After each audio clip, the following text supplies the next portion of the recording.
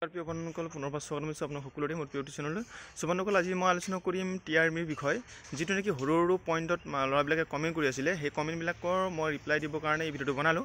যদি আপোনালোকে টিআৰমি অপেনেলি যাম বুলি ভাবিছে তেনেহ'লে এই ভিডিঅ'টো আপোনালোকে মিছ নকৰিব। এই ভিডিঅ'টো সম্পূৰ্ণকৈ চাব, তাৰপিছত টিআৰমিলৈ যাব পাৰে। কাৰণ মই যিটো নেকি সৰু সৰু পইণ্ট সেই পইণ্টবিলাক ক'ব বিচাৰিছোঁ। যেনেকৈ এটাই কমেণ্ট কৰিছিলে 33% যদি তলত আছে তেনেহ'লে মই টিআৰমি অপেনেলিত জিডিত মই মাৰিব পাৰিম নেকি? এইটো প্ৰশ্ন উত্তৰটো মোৰ যিমানখিনি এক্সপিৰিয়েঞ্চ আছে, মই যিহেতু আগতেও দি পোৱা, মোৰ ফালৰ পৰা ক'বলৈ গ'লে 33% যদি কম আছে তেনেহ'লে আপোনালোকে দিব নোৱাৰিব জিডিত।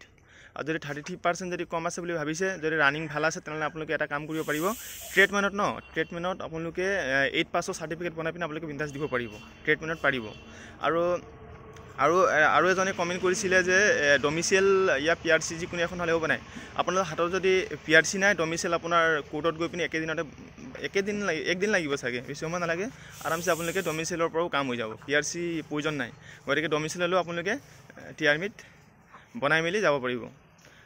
আৰু এটাই কিবা কমেণ্ট কৰিছিলে কমেণ্ট। আৰু এটা কথা কি, বাৰ্থ চাৰ্টিফিকেট লাগিব নাই বুলি আৰু এজনে কমেণ্ট কৰিছিলে। বাৰ্থ চাৰ্টিফিকেটটো লাগিব। আৰ্মিত বাৰ্থ চাৰ্টিফিকেট নহ'লে নহ'ব মানে। সেইটো কাৰণে বাৰ্থ চাৰ্টিফিকেট হয়তো আপোনাৰ হাতত যদি নাথাকে তেনেহ'লে হয়তো আপুনি অপেনেলিত ভাগ ল'ব নোৱাৰিব পাৰে। গতিকে বাৰ্থ চাৰ্টিফিকেটটো আপোনাৰ হাতত থাকিব লাগিব। আৰু পুলিচ ভেৰিফিকেশ্যনটো একচুৱেলি ক'বলৈ গ'লে পুলিচ ভেৰিফিকেশ্যনটো হয়তো এতিয়া নালাগে। আপোনালোকে যিটো কেৰেক্টাৰ চাৰ্টিফিকেটটো গাঁওবুঢ়া বা স্কুলৰ পৰাও নিব পাৰিব। আৰু লগতে নিজৰ নথি পত্ৰবিলাক যে ভালকৈ আপোনালোকে লৈ যাব।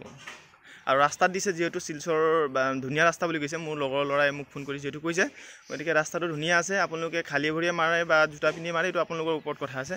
কিন্তু আৰু এটা কথা কি, কিছুমান গ্ৰুপত 80 টাকৈ দৌৰাইছে আৰু কিছুমান গ্ৰুপত 100 টাকৈ দৌৰাইছে বুলি কৈছে, আৰু কিছুমান গ্ৰুপত 50 টাকাও দৌৰাইছে বুলি কৈছে। গতিকে তাৰ ভিতৰতে কিছুমান গ্ৰুপত 5টা ৰখাইছে, কিছুমান গ্ৰুপত 6টা ৰখাইছে, আৰু কিছুমান গ্ৰুপত 2টাও ৰখাইছে বোলে। যিসকল টাইমত সোমাইছে সেইসকলক মানে কি ৰখাইছে মানে।